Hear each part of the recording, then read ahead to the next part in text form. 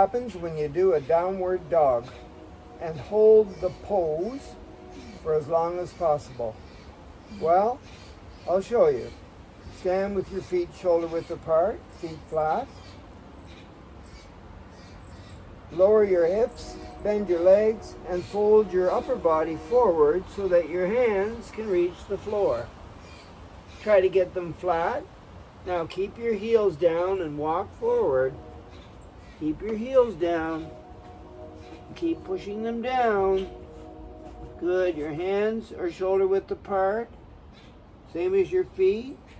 Your upper body's hanging out between your arms. Your heels are down. Now this is a downward dog, and we're working our feet, ankles,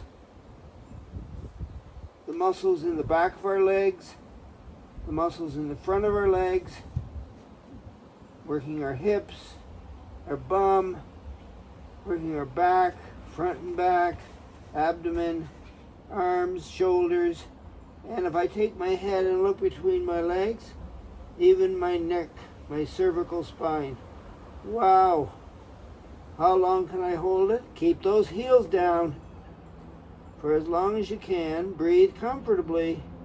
Hold the stretch, the downward dog, most famous yoga pose ever.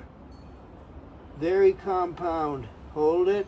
Breathe comfortably. When you think you've had enough, put your head in neutral. Walk your hands back toward your feet. Your legs will bend. You're still folded. Good. Now lift your hands off the floor and unfold, bringing your hips forward and your legs straight. Stand still. Breathe in through your nose,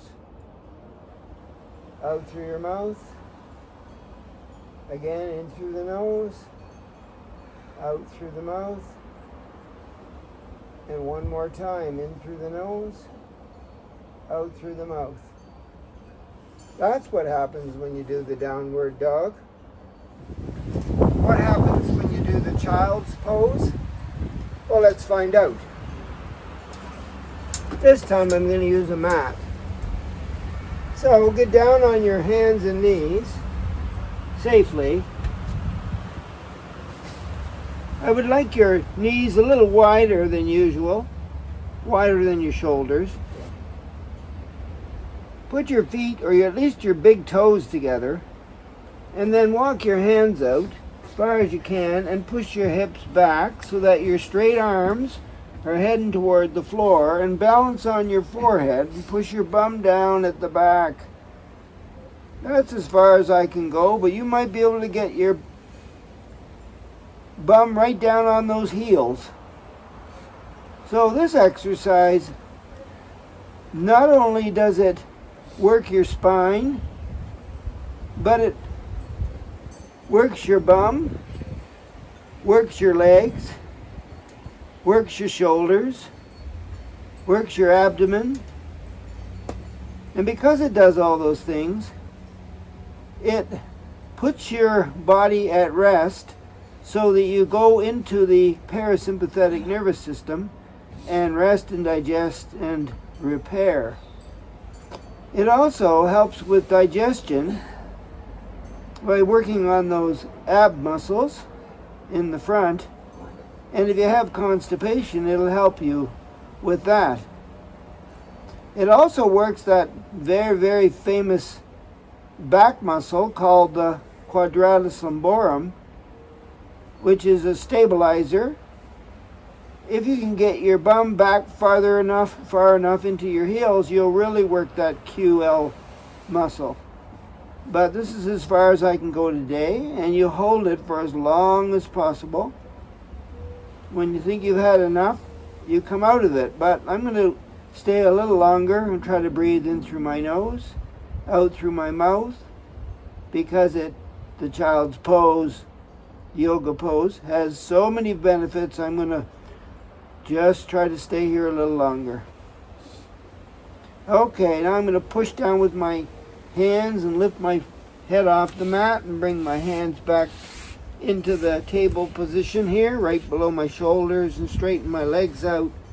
Whoa, that works the legs, boy. I can feel that in my knee area.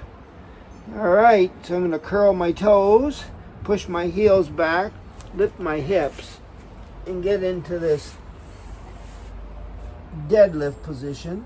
And then I'm going to lift off, straighten my back, straighten my legs, bring my head up, and stand in neutral. Breathe in through my nose, out through my mouth. Take my time, do it again. And one more time. And that's what happens when you do the child's pose. I would really appreciate it if you would hit the subscribe button, hit the like button, and leave me a comment. If you do that, I'll be motivated to do more and I'll do a better job. Thanks.